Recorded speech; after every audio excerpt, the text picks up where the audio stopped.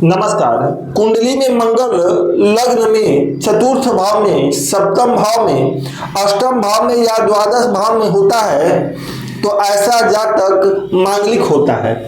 प्रश्न यह उठता है कि क्या यदि हम मांगलिक हैं तो हम अपना विवाह मांगलिक लड़के या लड़की से ही करें? जी नहीं, एक लोकाचार्य है, इसे बना दिया गया है, आपके मन पर हावी कर दिया गया है कि यदि आप मांगलिक हैं तो गैर मांगलिक से आप विवाह करते हैं तो आपका विवाह टूट जाएगा, वैवाहिक जीवन अच्छा नहीं होगा।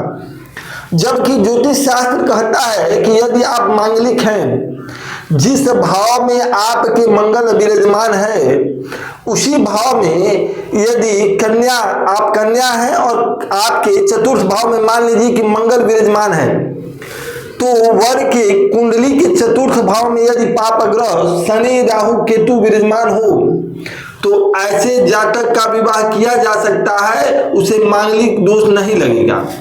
पुनः बात को ध्यान से समझिए। यदि आप मांगलिक हैं, मान लीजिए आप पुरुष हैं और आपके लग्न में मंगल विराजमान है, आप मांगलिक हैं और जिस कन्या से आप विवाह करना चाह रहे हैं उसके लग्न में शनि राहु केतु इन तीन में से कोई एक ग्रह विराजमान है, तो आप ऐसे कन्या से विवाह कर सकते हैं। उस कन्या को आपको कोई मांगलिक दोष नहीं लगेगा।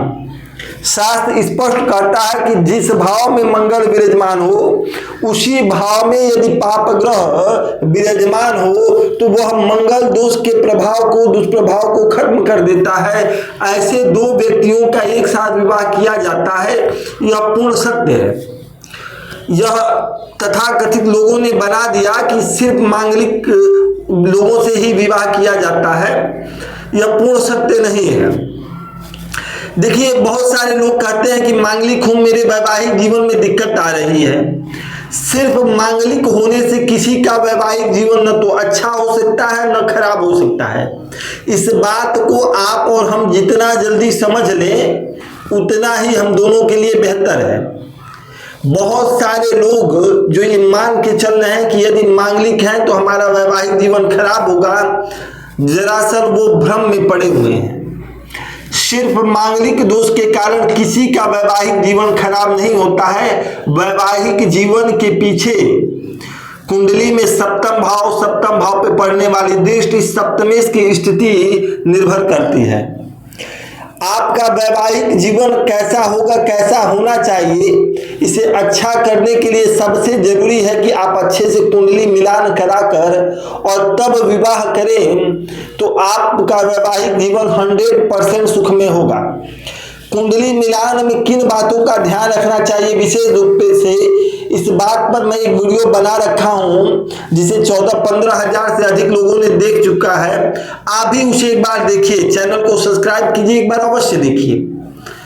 आप पाएंगे कि आप अब तक बहुत बड़ी गलती कर रहे थे। आप साधारण अष्टकूट मिलान करके विवाह कर रहे थे, यह आपका भूल है। यदि अच्छा वैवाहिक जीवन चाहते हैं तो अच्छे से किसी भी विद्वान से सलाह लेकर आप अपना वैवाहिक जीवन की शुरुआत करें, अपना विवाह करें। यदि मुझसे सलाह लेना चाहते हैं तो आप दिए गए नंबरों पर कांटेक्ट कर सकते हैं। वैसे आप किसी भी विद्वान से चाहें तो सलाह लेकर ही विवाह करें। देखिए, द्वितीय भाव के मंगल का भी बड़ा उल्लेख है। द्वितीय भाव में मंगल भी मांगलिक बनाता है और यह मंगल दोष का निर्माण करता है। यदि द्वितीय भाव में मंगल है तो आपको सावधान होने की जरूरत है। आपको जरूरत है कि अपनी कुंडली दिखाकर, सलाह लेकर, उसका उपचार कर और तब विवाह करें।